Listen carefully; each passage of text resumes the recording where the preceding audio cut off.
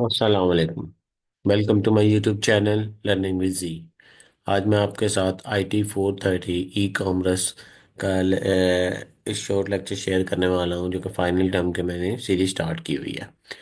आज मैं आपको 34 लेसन से लेके 39 तक शेयर करूंगा। ये आपका कुछ थोड़ा सा पार्ट जो है, अभी हम ई कॉमर्स के कुछ कॉन्सेप्ट हैं जिनमें बाकी हैं। उसके बाद हम सप्लाई चेन और इन दी एंड कुछ लॉज हैं, ऑर्डिनेंस हैं जो हम आगे पढ़ने वाले रहते हैं। इंशाल्लाह नेक्स्ट लेक्चर में जो है हम इसको मुकम्मल कर दूंगा। आज मैं 39 तक मुकम्मल कर रहा हूँ, 6 लेक्चर कवर करूंगा। इससे अगले में 6 कवर करके ये जो कोर्स है ये मुकम्मल हो जाएगा।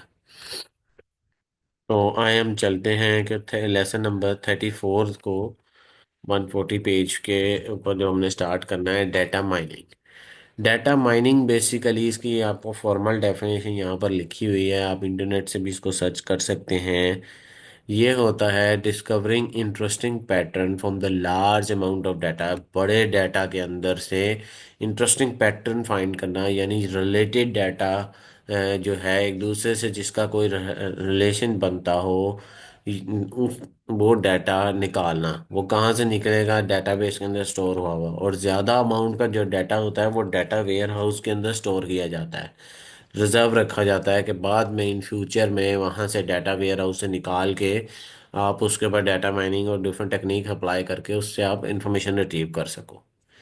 या उसे हम इंफॉर्मेशन रिपोजिटरीज भी बोलते हैं। रिपोजिटरी होता है जहाँ पर सर्टेन अमाउंट कोई अपना, पब्लिक रिपोजिटरी भी होती हैं, प्राइवेट रिपोजिटरी भी होती हैं, जहाँ पर आपका जो है वो आप अपनी इंफॉर्मेशन, अपना जो कंटेंट है वो रखते हो। प्राइवेटली और पब्लिकली दोनों तरीके से जो है वो दोनों तरह की रिपोजिटरीज मौजूद है। अच्छा, अब हम डाटा वेयर हाउस की तरफ चलते हैं। Data warehouse long term storage of data from multiple sources organise so as to facilitate the management for decision making. यानी जब आपने कोई एनालिसिस करके डाटे को कोई डिसीजन निकालना होता है, डिसीजन मेकिंग करनी होती है। अब देखें, वो कह रहा है डाटा सोर्स कराची से, लाहौर से, इस्लामाबाद से, फैसलाबाद से। उसको क्लीन, उसको साफ करेंगे, ट्रांसफॉर्म करेंगे, जोड़ेंगे, इंटीग्रेट करेंगे, लोड करेंगे और फिर डाटा वेयर उसमें डाल देंगे। उसमें क्वेरीज चलेंगी, जिसको आपने क्वेरी एनालिस के टूल होंगे, एनालाइज करने वाले डिफरेंट टूल हैं एनालिसिस के, वो चलेंगे और फिर आपको डाटा से उससे जो आउटपुट चाहिए होगी वो हम निकाल लेते हैं डाटा वेयर हाउस से। नॉलेज डिस्कवरी या knowledge discovery process include data cleaning, data integration, data selection, transformation, data mining, pattern evaluation and knowledge presentation. ये वही बात है नॉलेज डिस्कवरी के, आप डाटे को साफ करते हो, उसको इंटीग्रेट जोड़ते हो, डाटा को सिलेक्ट करते हो किस डाटे को रखना है, फिर डाटे को ट्रांसफॉर्म करते हो यानी जिस फॉर्म के अंदर उसने सेव होना है। फिर उसके ऊपर डाटा माइनिंग अप्लाई होती है। फिर पैटर्न, उसका जो पैटर्न, जिस पैटर्न में उसने जिस ग्रुपिंग में डिवाइड होना है, फिर उस नॉलेज को प्रेजेंटेशन फॉर्म के अंदर आता है, वो दिखाने के काबिल होता है। वो देखें, ये सारा जो है वो आपको डायग्राम में दिखाया जा रहा है। क्लीनिंग, इंटीग्रेशन, फिर सिलेक्शन, ट्रांसफॉर्मेशन, फिर डाटा माइनिंग की टेक्निक्स अप्लाई हो रही हैं। डाटा माइनिंग की डिफरेंट टेक्निक्स होती हैं। ये हमें ई कॉमर्स के पॉइंट ऑफ व्यू से इसलिए पढ़ाया जा रहा है कि ऑनलाइन स्टोर जो हैं या ऑनलाइन जो गूगल है या आपका ऑनलाइन जो भी आपकी वेबसाइट्स हैं, वो सारी ये डाटा माइनिंग की टेक्निक यूज़ करती हैं। आप यूज़र, डेली यूज़र जो है वो वेबसाइट के ऊपर जाते हो, किसी भी वेबसाइट के ऊपर, फेसबुक होगी, इंस्टाग्राम, जो भी आपकी वेबसाइट है, वो आपके डेली के लॉग्स जनरेट करता है पीछे। आप लॉगिन करते हो, वो आपके लॉग जनरेट करके आपका डाटा सेव कर लेता है कि आप ये काम करते हो, ये आपके इंटरेस्ट हैं और ये कॉमन इंटरेस्ट हैं। वो आपके डेटाबेस के अंदर आपका जो आपके प्रोफाइल को स्टोर कर लेता है। नेक्स्ट टाइम जब आप लॉगिन करते हो, उससे रिलेटेड चीज़ें आपको दिखाता है, क्योंकि वो आप उस पे वो डाटा माइनिंग की टेक्निक अप्लाई करके वो उसे निकाल लेता है कि एज ए ये वाला यूज़र या पर्टिकुलर इस एरिया में जो यूज़र हैं या इस सिटी में जो यूज़र्स हैं, वो इस चीज़ को एक्सप्लोर, ज़्यादातर इस चीज़ पे क्लिक करते हैं या इस चीज़ को सर्च किया जाता है या ये वेबसाइट ज़्यादा ओपन की जाती है। तो वो गूगल भी आपको area wise, city wise, country wise ही सर्च दिखाता है, क्योंकि जिस तरह के लोग वहाँ पर सर्च करते हैं, जिस तरह की चीज़ें सर्च की जाती हैं, वो उसी चीज़ के अंदर से निकाल के एल्गोरिदम जो है वो आपको दिखाते हैं चीज़ें। टाइप ऑफ डाटा माइनिंग की टाइप जो होती हैं, सबसे पहले है क्लासिफिकेशन। ये टाइप्स इंपॉर्टेंट है पेपर के पॉइंट ऑफ व्यू से। शॉर्ट में भी आ जाती है, लॉन्ग में भी आती है, और एमसीक्यू में पूछी जाती है। सबसे पहले है क्लासिफिकेशन। ये है कि ये आप प्रिडिक्टिव मॉडल है, यानी इसमें आपने प्रिडिक्ट करना होता है, फर्ज करना होता है कि इनके फ्यूचर में ये इस तरह के डिफरेंट क्लासेस के अंदर जाएंगे। इफ देन प्रिडिक्शन में क्या होता है, इफ हमने फर्ज करना है ये, ठीक है, फ्यूचर का। आपको पता तो नहीं कि फ्यूचर में क्या होगा, लेकिन हम विद द एल्गोरिदम्स, ये जो है ID3 और बाइसन क्लासिफिकेशन, इसके थ्रू हम करते हैं। वो नीचे आपको डायग्राम में दिखा रहा है कि ट्रेनिंग डाटा है, मेल 55% है, 44% फीमेल्स हैं। टेस्ट डाटा आ गया। एज ग्रेटर देन जो है वो देखें इस तरफ आ रही है, location rural area. If then क्या कंडीशन होती है, अगर ये हो तो ये कर दो, देन नहीं तो ये कर दो। ये सिंपल एक कंडीशन होती है। आपने ये जो प्रोग्रामिंग पॉइंट ऑफ व्यू से होंगे वो तो बड़े इजीली इस चीज़ को समझते होंगे। जो आप नॉन प्रोग्रामिंग वाले हैं, बस उसको ये समझ लेंगे अगर ये हो जाए तो हम ये कर लेंगे। यानी कोई स्पेसिफिक कंडीशन हो जाए, एज ग्रेटर देन 20 हो जाए। ये उसने दो तीन कंडीशन बताई हैं कि अगर एज 20 से बड़ी हो जाए, या एज 20 से छोटी हो, या 20 से 25 के दरमियान में हो, तो उनका डाटा इधर आ जाए। लोकेशन रूरल एरिया हो, मैरिड स्टेटस क्या हो तो वो इधर आ जाए। एजुकेशन स्टेटस हो तो इतने परसेंट होंगे। एनुअल इनकम 1 लाख से कम है तो वो इतने परसेंट हैं। और ये इस तरह एक जस्ट एन एग्जांपल दिया, वो सैंपल डाटा, ये वो नहीं है। जस्ट आपको क्लासिफिकेशन का बताया गया है कि क्लासिफिकेशन कैसे की जाती है, ये प्रिडिक्ट किया जाता है, 100% श्योर नहीं होते। इसका एक फार्मूला भी, efficiency is equal actual divided by theoretical multiply by 100। तो ये पेपर में समटाइम ये सवाल भी आता है। उसके बाद एसोसिएशन जो है, एसोसिएशन एनालिसिस या एसोसिएशन डाटा माइनिंग क्या होती है, discovery of association rule showing the attribute value condition that occur frequently together in a given set of data. यानी जो जो जो मिलते जुलते हों, जिनके आपस में एसोसिएट करती हों चीज़ें, और फ्रिक्वेंटली अकर हो, बार बार वो एक ही गिवन सेट ऑफ डाटा में वो अकर हो। मार्केट बास्केट एनालिसिस है कि ये टर्म होती है। अभी ये मुझे इसका जो है ना थॉरली, क्योंकि ये कॉन्सेप्ट जो है वो मार्केटिंग का है, तो मुझे कुछ कॉन्सेप्ट का जो है वो इसमें आइडिया नहीं है। लास्ट टाइम भी मैंने कुछ जो है वो चीज़ें जो है वो क्योंकि ये आपका जो ई कॉमर्स है अब ये वो उस तरफ मूव करता जा रहा है कि मार्केटिंग मैनेजमेंट और इसके सप्लाई चेन के चीज़ों की तरफ। तो उसके कॉन्सेप्ट जिन स्टूडेंट के होंगे वो उनको आप यूज़ कीजिएगा यहाँ पर। मैं जस्ट एक ओवरव्यू आपको देता हूँ और कॉन्सेप्ट देता हूँ ताकि आप उसको अंडरस्टैंड करें और पेपर के लिए जो है वो आपको आसानी हो। यानी वो आएंगे, जैसे उसने एग्जांपल भी दिया है कि record a sale of big shopping store in database, then by applying the association mining we can discover that the certain item है स्ट्रॉन्ग बॉन्डेज और सिटी affinity with each other such that when one item is purchased। यानी इसकी example मैं आपको वो दिखाता हूँ। ये एक ये एल्गोरिदम, आई डोंट नो इसका मैं वर्ड पढ़ नहीं पा रहा, बहरहाल मैं आपको इसकी एग्जांपल देता हूँ। वो कहता है कि कॉन्फिडेंस और स्पोर्ट दो तरह की एसोसिएशन होती हैं। कॉन्फिडेंस ये है कि एग, अंडे और दूध, ये अक्सर इकट्ठे खरीदे जाते हैं, या अंडे या मिल्क अलग अलग खरीदे जाते हैं। कॉन्फिडेंस ये है कि ये दोनों इकट्ठे खरीदे भी जाते हैं और अलग अलग भी खरीदे जाते हैं, ठीक है। और जो स्पोर्ट है वो अंडे और एग इकट्ठे खरीदे जाते हैं, इसका मतलब ये है, ठीक है। तो इसका नीचे वही जो ऊपर फार्मूला हमने पढ़ा था वो अप्लाई करके उन्होंने उसका आंसर, इधर इस तरह के क्वेश्चन भी पेपर में आ सकता है। Confidence mayor how often relationship hold true, कितना जो है वो ऑफन ऑफ्टन जो है वो रिलेशनशिप सही होगा। और स्पॉट ये है कि percentage of two item occurring together overall जो है वो उसका निकाला जाए कि वो यानी वो कितनी दफ़ा रिलेशनशिप होल्ड करता है उनका ट्रू, ये हमने देखना है। और यहाँ पर वो ओवरऑल देखना है कि भाई वो कितनी दफ़ा साथ है, बस। दोनों हैं, बात एक ही चीज़ है, वो दोनों तरफ से घुमा के कर रहा है। जैसे उसने कहा है कि ब्रेड और बटर साथ बिकती है, कंप्यूटर और फर्नीचर बिकेगा, क्लोथ्स एंड शूज साथ जो है वो बिकेंगे, ठीक है। अच्छा, उसके बाद जो है वो करेक्टराइजेशन मार्क माइनिंग है। It is discovering the interesting concept in the concise and associative terms at generalization level for examining the general behavior data। यानी ये वो बात है कि जिनके सेम करेक्टरिस्टिक्स हों। कैरेक्टराइजेशन से ही आपको मतलब पता चल रहा है कि जिनके जो डिस्कवरिंग द इंटरेस्टिंग कॉन्सेप्ट यानी आपस में generalize level for examining the general behaviour of data. जिन दो चीज़ों का या दो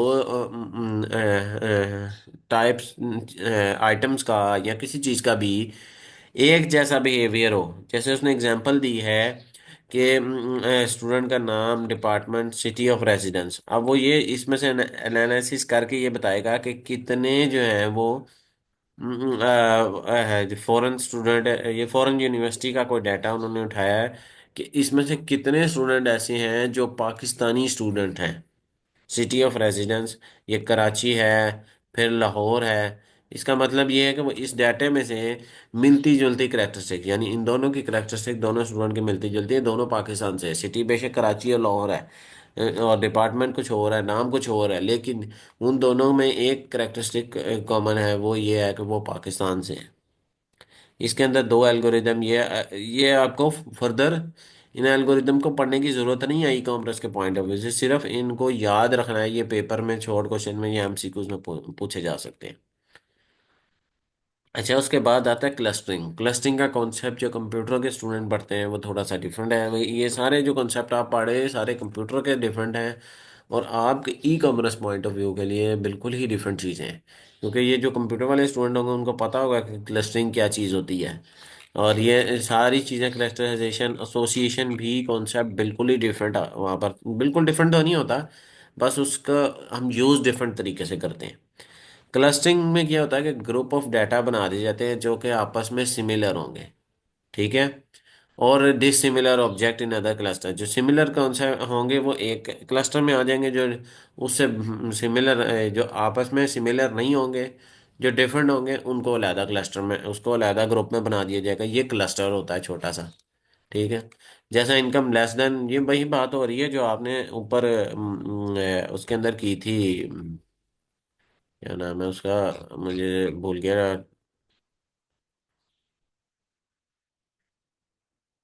आप जो डाटा माइनिंग में स्टार्टिंग में कर रहे थे, इस टेक्निक के अंदर, इफ देन के अंदर, उसमें आपके पास आपने प्रिडिक्ट करना होता था कि डिफरेंट ग्रुप्स के अंदर क्लासिफिकेशन में डिवाइड कर रहे थे। लेकिन यहाँ पर थोड़ा सा कॉन्सेप्ट ये डिफरेंट है कि हम जो एक जैसे होते हैं उनको अलहदा कर देते हैं, जो एक जैसे नहीं होते हैं उनको अलहदा कर देते हैं। बस इतना सा काम करना होता है। उसके बाद ये एक ऑल ऐप कॉन्सेप्ट है, ये बिल्कुल ही डेटाबेस का कॉन्सेप्ट है। इसका ई कॉमर्स से बहुत ही कम ताल्लुक है। अब ये है तो बिल्कुल वही चीज़ कि आप डेटाबेस ही आप इसमें कर रहे होते हो। Use of background knowledge regarding the domain of data, जिस तरह का आपको डाटा चाहिए होता है उस तरह का, लेकिन ये क्यूब फॉर्म के अंदर डाटाबेस आपको शो होता है। इसको ओल ऐप कहते हैं, ऑनलाइन एनालिटिकल प्रोसेसिंग। ये क्यों यूज होता है ये अभी हम आगे यूज करेंगे। इसको आपने सिर्फ जस्ट पढ़ना है कि ये भी एक डेटाबेस है लेकिन क्यूब फॉर्म के अंदर होता है। SAS Enterprise and DB miners are name of two commonly used for data mining and OLAP use करते हैं, enterprise miners और DB miners। Note that the cluster size can be used in respect of any data type whereas OLAP is generally used for numeric data alone। इसका मतलब यह है कि ओलैप जो है वो न्यूमेरिक डाटा के लिए, फॉर न्यूमेरिक डाटा के लिए सिर्फ इस्तेमाल होता है। ओलैप जो है वो यानी न्यूमेरिक डाटा यानी काउंटिंग के लिए, कॉन्सेप्ट के लिए यूज होता है। कि कोई चीज़ डाटाबेस में से काउंट करनी हो कितनी है और कितनी फिगर्स काउंट करनी है। उसके बाद इलेक्ट्रॉनिक डाटा इंटरचेंज, ये एक जो है वो ऑर्गेनाइजेशन यूज करती हैं अपनी ट्रांजैक्शन के लिए। एक ये सॉफ्टवेयर है। पहले जब इंटरनेट जो सर्वर बेस्ड नहीं होती थी चीज़ें, अब तो क्योंकि मॉडर्न हो गया, सर्वर आ गए, और सॉफ्टवेयर जो है वो सैस आ गया, सॉफ्टवेयर एज अ सर्विस। कि वो आपको बना बनाया सॉफ्टवेयर होता है, आप उसमें अपना डेटाबेस और अपना सारी ट्रांजैक्शंस उसमें रिकॉर्ड करते हो, वो आपको फिर इन दी एंड दे देता है। लेकिन ये पहले जो जब सर्वर नहीं थे तो लोकली कैसे होता था, ये इनके थ्रू होता था, electronic data interchange. that occur on a regular basis according to predetermined format and involve exchange of electronic business documents और द परचेज ऑर्डर इनवाइस और ये सारी चीज़ें इसके अंदर हम टेक्नोलॉजी में यूज़ करते थे। इसका फ़ायदा क्या था? कोई पेपर वर्क नहीं, ह्यूमन इंटरेक्शन बहुत कम थी, इंफॉर्मेशन जो है वो सेकंड्स में इधर उधर चली जाती थी। दो पॉपुलर ईडीआई जो वो पॉपुलर स्टैंडर्ड यूज़ करते हैं वो American national standard institute ANSI और X12 standard and EDI fact United state national standard of ये यूज़ करते हैं पेपर के लिए। आप उनको याद कर सकते हैं। ये वही कंप्यूटर वाले स्टूडेंट के लिए ये इम्पोर्टेंट है, ये उनको पता होगा ये स्टैंडर्ड क्या चीज़ है, अमेरिकन नेशनल स्टैंडर्ड इंस्टीट्यूट क्या चीज़ है, ये उनके लिए। ई कॉमर्स वाला भी सर ये याद ही करना है आपने। अब इसकी एक एग्जांपल है, मैं जस्ट ओवरव्यू दूंगा क्योंकि इस एग्जांपल का आपका पेपर से इतना कोई ताल्लुक नहीं है। उन्होंने एक असल उसका बताया हुआ है कि वो किस तरह का होता है। एक ई पेन उन्होंने उसकी एग्जांपल दी है, ई pens. A manufacturing company of pens and ballpoint reviews sales on order of monthly basis to make forecast of his sale for the coming month। यानी वो एक कंपनी है ई पेन, वो अपनी कैसे रिकॉर्ड करती है। यही सॉफ्टवेयर आपको ये सारे काम करके देता है, आपने सिर्फ एंट्री एंटर करनी होती है और वो इन दी एंड आपको सारी चीज़ें रिकॉर्ड करके वो इस फॉर्मेट के अंदर दे देती है। ठीक है। उसके बाद वैल्यू एडेड नेटवर्क आपने पढ़ा होगा कंप्यूटर साइंस में, लोकल एरिया नेटवर्क इसमें भी स्टार्टिंग में पढ़ा था। लोकल एरिया में metropolitan area MAN, wide area network वैन। ये VAN वैन है, वैल्यू एडेड नेटवर्क। यानी ये इसमें ये होता है कि आपने इसमें दो चीज़ें होती हैं बस, post box where the outgoing message are placed and mail box where incoming messages can be picked. ये वो नहीं है कि जो आप नॉर्मली ईमेल सेंड कर रहे हो रिसीव कर रहे हो। ये value added are third party network that provide a service to execute the authorised transaction with value valid trading partner with EDI। EDI को यूज़ करते हुए वैन यूज़ होते हैं नेटवर्क। ये आगे आप इसको देखें कि ये कंपनी में कस्टमर है, सप्लाई सुपर फूड पे गया, उसने जाके किया कि ये मुझे ये चीज़ चाहिए। सप्लायर ने आगे से उसको बताया कि हाँ जी ये जी अवेलेबल है जी, फ्रूट अवेलेबल है कि नहीं है, मेल बॉक्स में उसको मैसेज आ जाएगा। ये ऑनलाइन स्टोर की बात नहीं हो रही। ये इस चीज़ को ये ना रखें, ये ऑनलाइन स्टोर नहीं है, ये मार्ट का सिस्टम। जो आप मार्ट में जाते हैं ना, किसी हाइपर स्टार में चले गए, मेट्रो में चले गए, ये जब वो सिस्टम बेसिकली वहाँ पर ये वैल्यू एडेड नेटवर्क चल रहा होता है कि जो आप पीछे से इंटरेक्शन कर रहा होता है सप्लायर के साथ। सप्लायर तो वो खुद ही होता है, अपने इन्वेंट्री तो अंदर ही पड़ी होती है सारी।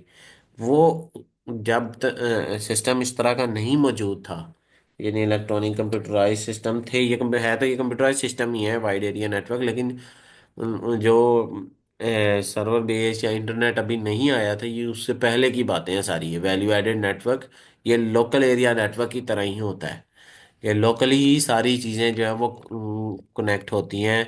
Interbase EDI internet can support EDI in the variety of ways. बाद में चीज़ें आई कि EDI जो है वो बाद में email can be used as EDI message transfer mechanism in placing having a van.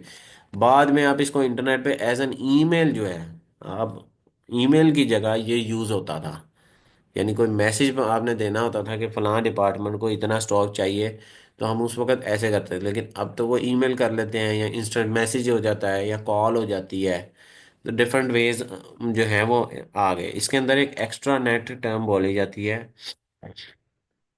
ये जब यूज़ करते हैं हम, ये भी इंटरनेट नहीं है, एक्स्ट्रानेट। आप इंटरनेट ऑफ इंटरनेट का इसका मतलब होता है internet of internet can be created with trading partner allowing a partner to enter information in the field of web form which corresponding to field of. ये आपका इंटरनेट नॉर्मल इंटरनेट की तरह नहीं होता, इंटरनेट एक्स्ट्रा नेट। ये different, अगर जैसे पहले था कि अब एक जगह एक जो है वो कंपनी काम कर रही है, ट्रेडिंग पार्टनर का मतलब है वो किसी और शहर में हो सकती है, तो वो कैसे इंफॉर्मेशन एक्सचेंज करेंगे? वैल्यू एडेड नेटवर्क जो है वैन जो है वो वैसे तो एक कंपनी है, एक ऑर्गेनाइजेशन है, एक हाइपर स्टार है। फॉर एग्जांपल एक हाइपर स्टार है वो लाहौर में है, दूसरा हाइपर स्टार कराची में है। तो वो आपस में अगर इंटरनेट के थ्रू उन्होंने नहीं बात करनी तो वो कैसे करेंगे? उनके दरमियान में एक्स्ट्रा नेट जो है वो क्रिएट होता था जो सिर्फ उन्हीं को भी इंफॉर्मेशन के लिए होगा। वो वैसे इंटरनेट नहीं होगा जैसे आपका इंटरनेट होता है कि आप कुछ भी ब्राउज कर लेते हो, कुछ भी यूज़ कर लेते हो। वो सिर्फ उनका आपसी जो है वो इंफॉर्मेशन जो है वो एक्सचेंज करने के लिए होता है।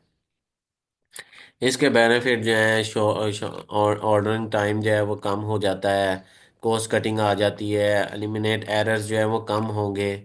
जाहिर सी में इंफॉर्मेशन जब एक्सचेंज हो जाएगी, रिस्पांस फास्ट होगा, एक जगह से दूसरी जगह चला जाएगा। इनवॉइस जो है वो एक्यूरेट होगी क्योंकि कंप्यूटर जनरेटेड होगी। ईडीआई पेमेंट जो है वो, आप ईडीआई सॉफ्टवेयर के थ्रू जो है वो पेमेंट करोगे तो वो बेहतर हो। आपने ऊपर पढ़ा है कि ईडीआई सॉफ्टवेयर जो है वो हम यूज़ करते हैं, तो वो एक अच्छे तरीके से आपको इनवॉइस क्रिएट कर देता है, कैलकुलेशन अच्छे तरीके से करके देते हैं ईडीआई सॉफ्टवेयर जो है। अच्छा, enterprise resource planning is an approach attempt to integrate all the department and functions across a company onto a single computer system that can serve all those different department particular needs। अब ये server का एक तरह से concept आ गया, inter resource planning, ERP जो है। ठीक है, इसकी एक एग्जांपल उसने एसएपी दिया है, सॉफ्टवेयर एज, इसका मेरा ख्याल है एसएपी होता है। ये सॉफ्टवेयर है, ERP is a complex, it is not intended for public, के लिए नहीं यूज़ होता था ये कॉमर्स एप्लीकेशन है। में मेजर प्रॉब्लम है कि इसका जो आपस में इंटीग्रेशन नहीं हो पाती ईआरपी की। ईआरपी है वही चीज़, ईडीआई सॉफ्टवेयर ही है, लेकिन इसमें वो सर्वर वाला सिस्टम आ गया था कि इसको एक मेन सर्वर बना देते थे, यही सारी चीज़ों से इंटरेक्ट कर रहा होता था सारी जगह से। इलेक्ट्रॉनिक बैंकिंग उसके बाद आ जाता है concept, cyber banking, virtual banking, home banking या ऑनलाइन बैंकिंग जो आजकल आप यूज़ करते हैं। आप नॉर्मली मोबाइल पे यूज़ कर लेते हैं, ऑनलाइन यूज़ कर लेते हैं, ट्रांजैक्शन करना, उसकी ट्रांजैक्शन स्टेटमेंट यूज़ करना, ये पहले भी आप इसका कॉन्सेप्ट पढ़ के आ चुके हैं।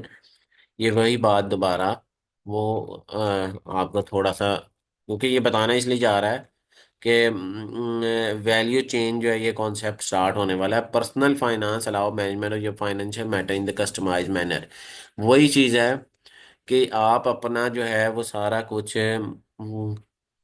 ऑनलाइन जो है वो मैनेज कर लेते हो। सारी tax calculation, financing, budgeting and can be done personally. इस तरह के सॉफ्टवेयर जो है वो आप अपने बैंक के साथ जोड़ के, ये मुख्तलिफ सॉफ्टवेयर की एग्जांपल दी है, ये भी पेपर में पूछे जाते हैं कि ये पर्सनल फाइनेंस ऑनलाइन, यानी अपना सारा कुछ मैनेज उसमें कर लेते हो, एक्सपेंस भी मैनेज होते हैं, टैक्स भी कैलकुलेट कर देता है वो सॉफ्टवेयर। और personal finance online data is imported automatically into register of transaction maintained by the software package as an account transaction detail are downloaded through internet के थ्रू वो आपकी सारी जो है वो अकाउंट की ट्रांजेक्शन डाउनलोड कर सकते हैं, आप कहीं भी डाउनलोड कर सकते हैं किसी भी जगह सॉफ्टवेयर के थ्रू यूज करके। अब वैल्यू चेन क्या चीज है? इसी include so many activities that is difficult to figure out where and how to use in the business. ठीक है, one way to overcome this difficulties the break business into many value add activity. जो strategic business, यानी वो कह रहा है कि business को तोड़ लो, वैल्यू एडेड, यानी वैल्यू चेन का मतलब ये है कि वो value chain is a way of organising activity that a strategic business unit undertake to design, produce, promote, market, deliver and support the product और द सर्विस और सेल। यानी वो वैल्यू चेन का मतलब ये कह रहा है कि वो सारी जो आपका बड़ा बिजनेस है ना, उसको छोटे यूनिट्स में डिवाइड कर लो, और वो सारे यूनिट जो है वो design, produce, promote, market and deliver and support करते हों। और द प्रोडक्ट्स और सर्विस, जो भी आपने प्रोडक्ट या सपोर्ट जो भी आप बेच रहे हो, सर्विस दे रहे हो या कोई प्रोडक्ट दे रहे हो, उसके लिए काम करो ये। ठीक है, इसका फ़ायदा होता है कि कंपिटेटिव एडवांटेज, आपको कंपटीशन जो है वो आपका मार्केट में बेहतर हो जाएगा। प्राइमरी एंड सपोर्टिव एक्टिविटीज़ जो आपको जो होती हैं, identify the customer, design, purchase, material and supply. ये पेपर में आपके आ जाता है, सवाल पूछ लेता है कि आपसे प्राइमरी एंड सपोर्टिव एक्टिविटीज़ बताओ, तो ये सारी जो है deliver, provide after sale service and support. Not that left to love flow does not mean, कोई है नहीं कि रूल नहीं है कि left to right flow does not mean stick time sequence for these activity सारी परफॉर्म हो, ज़रूरी नहीं है। मार्केटिंग एक्टिविटी जो है वो बिफोर परचेजिंग द मटेरियल, यानी वो ये कह रहा है कि ज़रूरी नहीं है कि ये अभी आपने जो है वो उसको चीज़ को ख़रीदा भी नहीं है और मार्केटिंग ना करो, आप मार्केटिंग पहले भी कर सकते हैं। Importance of each primary activity depend on the product, service and type of customer. Sport activity provide the infrastructure of business unit. Primary activity indicate, जो आपको वो उसमें बताया गया ऊपर फिगर 1 में, कि डिज़ाइन करेगा, सपोर्ट एक्टिविटी ये हैं, और प्राइमरी एक्टिविटी ये है कि डिज़ाइन करेगा, डिलीवर करेगा, मार्केट एंड सेल करेगा, प्रोवाइड सेल सर्विस करेगा, आइडेंटिफाई कस्टमर को करेगा। और जो सपोर्ट एक्टिविटी है, फाइनेंस एडमिनिस्ट्रेशन के कितना खर्चा हो रहा है, ह्यूमन रिसोर्स हमारे पास का, हमें कितनी मैन पावर चाहिए इसको काम करने के लिए। फिर टेक्नोलॉजी डेवलपमेंट के कौन सी हम जो वो सॉफ्टवेयर जो है वो यूज़ कर रहे हैं। प्राइमरी एक्टिविटीज़ वो हैं कि जो डिज़ाइन है, डिलीवरी है, मार्केट में जो इन हो रहा है, कस्टमर को आइडेंटिफाई करना है। सपोर्ट एक्टिविटीज़ वो हैं जो आपने अपने इंटरनली देखना है कि हमारे खर्चे कितने हो रहे हैं, टेक्नोलॉजी का कोई फ़ायदा भी है या नहीं। Industry value chain it is useful to examine where a strategic business unit fits within its industry. Porter uses this term value system to describe the largest stream of activity into which a business unit value chain is embedded. अब industry value change क्या, value change क्या थी, हम value chain में क्या कर रहे थे, हम उसको जो है वो उसने आपको डेफिनेशन बताई वैल्यू चेंज की कि हम ऑर्गेनाइज कर रहे थे छोटे छोटे यूनिट में, ताकि डिज़ाइन प्रमोट हम ऑर्गेनाइजेशन का जो कम्पिटिटिव एडवांटेज बढ़ा सकें। अब यही चीज़ अगर मार्केट के अंदर आके आप करते हैं या इंडस्ट्री में हम करते हैं, लाइक इंडस्ट्री में क्या होता है, पहले जो है वो दरख्त काटता है बंदा, उसके बाद उस चीज़ को अगर कोई उसने एग्जांपल दी हुई है industry value chain, wooden furniture कैसे बनता है, उसके बाद क्या होता है, पहले सबसे पहले उसने काटा उसको, उसको लंबर लकड़ी को जो है उसको सीधा वो उसको सही शेप में लाएगा। फिर डिस्ट्रीब्यूटर को लकड़ी उसने दी, उसने फर्नीचर फैक्ट्री को भेजा असेंबल होने के लिए, फर्नीचर फैक्ट्री ने मार्केट में बेचा, कंज्यूमर ने उसे खरीदा और उसे फर्नीचर को यूज़ किया, और फिर यूज़ करने के बाद उसको फर्नीचर को रिसाइकल होने के लिए जो है वो भेज दिया। ये सारे स्टेप जो है वो मार्केट में आपके उस छोटे छोटे स्टेप में उसने यूनिट्स में डिवाइड कर दिया हर चीज़ को। चारों का काम क्या है कि ये चीज उसने इसने भी बेनिफिट, इसने भी अर्निंग की, छोटा यूनिट था, इसका भी यही काम था कि डिजाइन हो और मार्केट हो और ये बिके। फिर उसने अगले ने किया, फिर अगले ने किया, और इन दी एंड हमने भी जब उसे यूज कर लिया तो उसे रिसाइकल होने के लिए दिया, तो हमारा भी क्या हो गया, हमें भी जो है वो छोटे छोटे यूनिट्स के अर्निंग आ गई। अच्छा, उसके बाद examine the value chain one find the EC can help in different ways, it can reduce the cost of business, it can improve the quality of product, help in reaching a new customer और supplier, it can create new way of selling product. अब इस तरह जब आप छोटे छोटे उसको units में डिवाइड करते हैं बिजनेस को, तो आपको फायदा, ये फायदे जो आ जाते हैं। उसके बाद हमारे पास एक कॉन्सेप्ट आ गया सॉर्ट। ये मार्केटिंग के जो स्टूडेंट होंगे इन्होंने ये लाजमी पढ़ा होगा, strengths, weakness, opportunity and threat. मैं इसको ओवरऑल बताऊंगा, एग्जांपल नहीं समझाऊंगा, क्योंकि ये आपके टोटली मार्केटिंग का कॉन्सेप्ट है कि पहले जो जो चीज़ है बिजनेस में आता है कोई भी चीज़ बनाने के लिए, उसकी स्ट्रेंथ चेक की जाती है कि हाँ जी जी, और उसकी वीकनेस चेक की जाती है कि वो कितना मजबूत है और वो कितना कमज़ोर है। फिर उसकी अपॉर्चुनिटी टैग की जाती है कि मार्केट में इसकी अपॉर्चुनिटी क्या, हम जब सेल करेंगे तो क्या होगा। और थ्रेट्स देखे जाते हैं कि ये मार्केट में जाके बिकेगा तो नहीं, इस तरह का कोई प्रोडक्ट ऑलरेडी अवेलेबल तो नहीं है, इससे बेहतर प्रोडक्ट अवेलेबल तो नहीं है, हमने कमज़ोर, वीकनेस अगर ज़्यादा है इसकी और अपॉर्चुनिटी, सारे चीज़ों का एनालिसिस होता है, एनालाइज किया जाता है इसको, स्ट्रेंथ, वीकनेस, ये सारी उसने डेल की एग्जांपल दी है कि उसका वो आप देख लीजिएगा, जस्ट पेपर के लिए आपके एग्जांपल इतनी वो नहीं है। अच्छा, उसके बाद सप्लाई चेन। सप्लाई चेन क्या होता है कि आपका flow and transformation good from raw material से all the way to the end user. यानी आपका जो आपने रॉ मटेरियल लिया, उससे चीज़ बनाई, और सप्लाई चेन का प्रोसेस यही है कि बेसिकली उसको एंड यूज़र तक पहुंचाया जाए। Upstream activity related to material, services or input from suppliers. Internal activity related to manufacturing and packing the goods को पैक करना, बनाना। Downstream activity related to distributing and sale of good, से बेचना चीज़ें distributor तक, या डिस्ट्रीब्यूटर से आगे जो है वो कस्टमर तक। डिस्ट्रीब्यूटर तो वो होगा ना जिसको होलसेल डिस्ट्रीब्यूटर, जिसने आगे लोकल शॉप्स वालों को बेचना है और लोकल शॉप वालों से आगे कस्टमर ने खरीदना है। ये सप्लाई चेन का वो सारा, वही जो बात ऊपर बोली है, वो सारा प्रोसेस जो है वो लिखा हुआ है। ये भी पूरी एक सप्लाई चेन जो है वो पूरा, अब हम बेसिकली मार्केटिंग और उससे जो है वो मैनेजमेंट से बाहर आके अब सप्लाई चेन की तरफ चले गए हैं कि सप्लाई, उस चीज़ को सप्लाई कैसे करना है। ई कॉमर्स के पॉइंट ऑफ व्यू से हम चल रहे हैं कि इस सारी चीज़ों का आप ऑनलाइन लेके चलें, कि आप ऑनलाइन किस तरह चीज़ों को सप्लाई करते हैं यूज़र को। वो तो हम, क्योंकि ई कॉमर्स में हमने किस तरह सप्लाई करना है, वाया ऑनलाइन स्टोर के through. Engaging and negotiating with the supplier can extremely beneficial.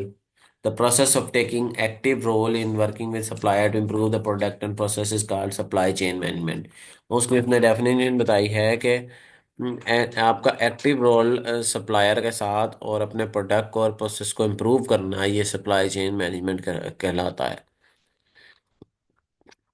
Internet का इसमें क्या रोल है, आपकी जो ई कॉमर्स है उसका क्या रोल है। Internet is a very quick and efficient tool of communication, हमें पता है। On the other hand communication is also very crucial element in supply chain के अंदर।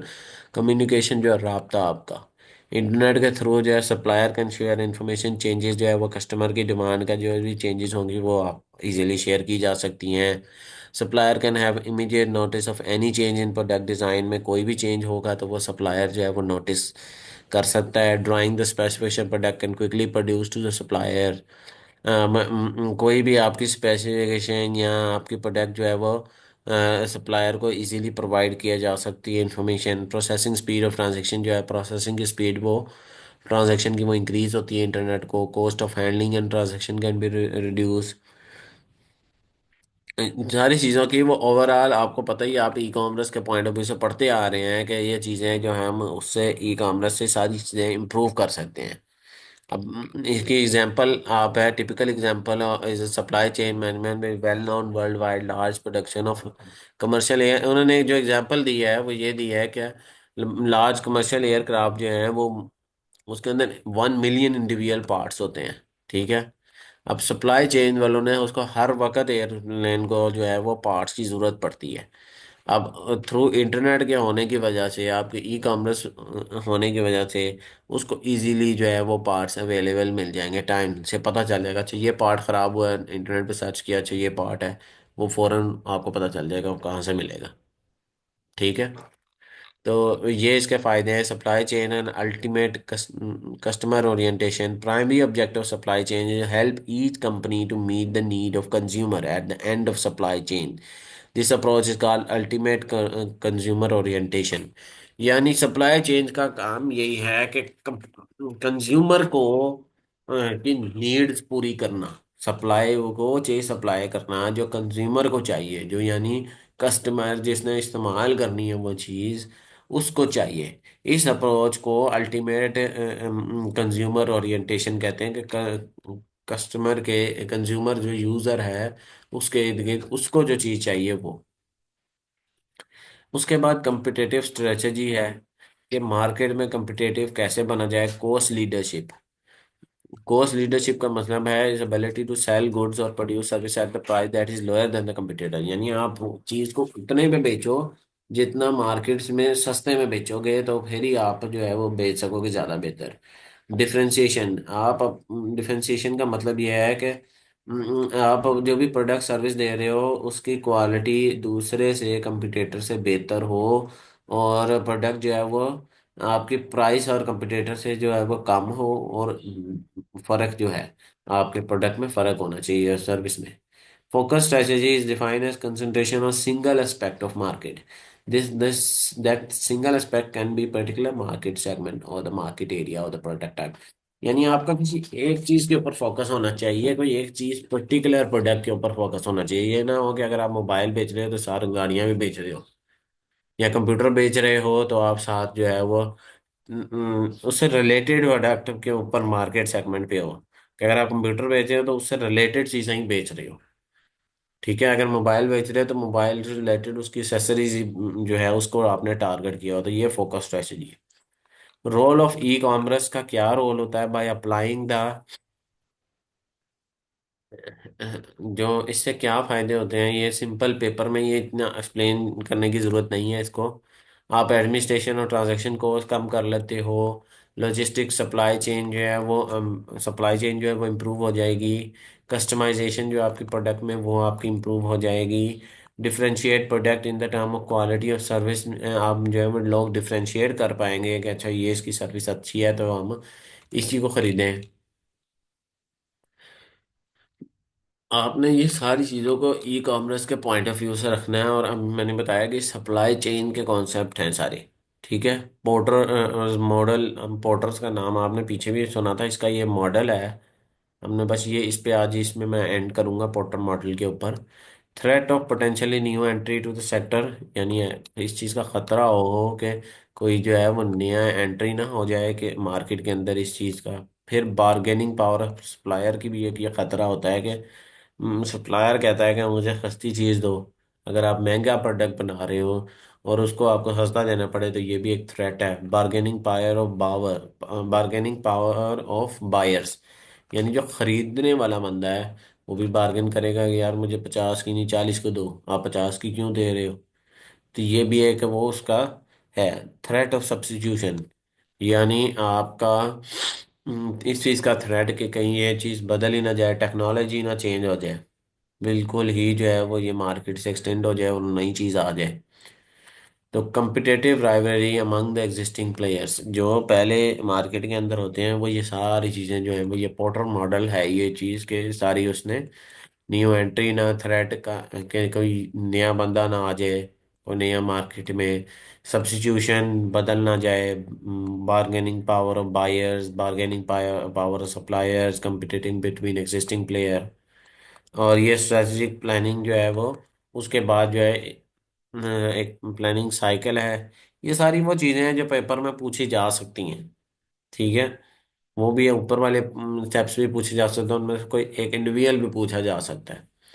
तो आपको कॉन्सेप्ट लेना है, अपने वर्ड में लिखने की आदत डालें कि जो कॉन्सेप्ट देता हूँ मैं उसको आप अपने कॉन्सेप्ट को अपने वर्ड में सेस करें, जो आपको लिखा है उसको पढ़ के अपने वर्ड में उसको उर्दू में पहले कन्वर्ट किया करें, फिर उसको इंग्लिश में कन्वर्ट किया करें, और फिर उसको पेपर में जो है वो लिखा करें।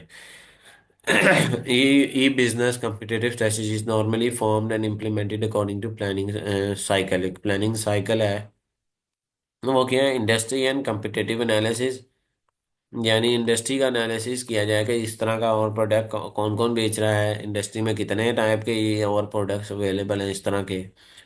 फिर कोई स्ट्रेटजी फॉर्मुलेशन, को स्ट्रेटजी बनाई जाए कि हमने कैसे सेल करना है, क्या करेंगे हम। फिर उस पर इम्प्लीमेंटेशन अमल दरामद कराया जाए। फिर परफॉर्मेंस असेसमेंट और स्ट्रेटजिक रीअसेसमेंट, देखा जाए कि हमारी जो हमने जो स्ट्रेटजी बनाई थी एनालिसिस करने के बाद वो ठीक थी, अगर नहीं ठीक थी तो उसको रीअसेसमेंट किया जाए और उसको दोबारा उस पर काम किया जाए।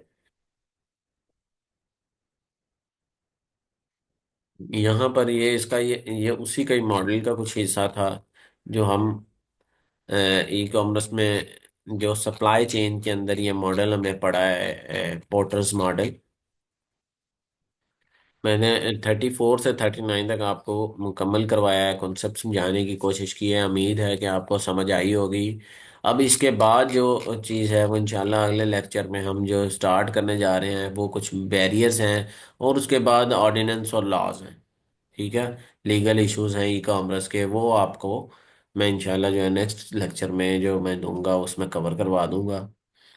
यहाँ तक हमारा 34 से 39 तक मुकम्मल हो गया है। मेरी वीडियो अगर पसंद आई है तो मेरे चैनल को सब्सक्राइब करें, मेरी वीडियो को लाइक करें, ज़्यादा से ज़्यादा स्टूडेंट के साथ शेयर करें ताकि वो इससे फ़ायदा उठा के बेहतरीन पेपर की तैयारी कर सकें। मिलते हैं अगले वीडियो में, तब तक के लिए अल्लाह हाफिज़, अस्सलाम वालेकुम।